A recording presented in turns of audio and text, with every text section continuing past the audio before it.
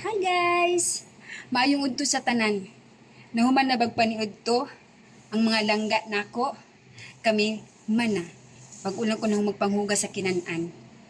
Busy ko ganyang buntag kay ako ang gigupitan na ako ang mga fur babies. Kay ngano, ang ilahang groomer dili available hangtod sa April 12. Ug dili na ko makahulat hangtod anang adlaw kay gigangan na kay ko magtan-aw sa ilahang mga dagway. Busa, ako aslang gigupitan ganinang buntag. Ug karon tara, tan-aw nato kung sa ilang mga hitsura.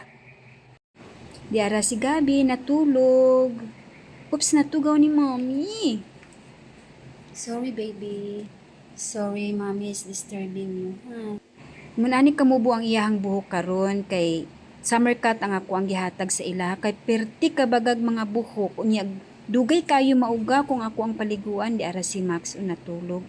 And guys, thank you so much for all your supports and please don't forget to like and share my videos. It's very much appreciated.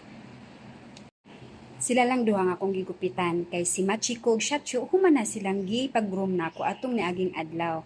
Mao lang na ang ilahang groomer magbakasyon. So, di na ko kahulat ining balik nila. Well, anyway, thanks for watching and see you in my next videos. Have a good day everyone and bye for now.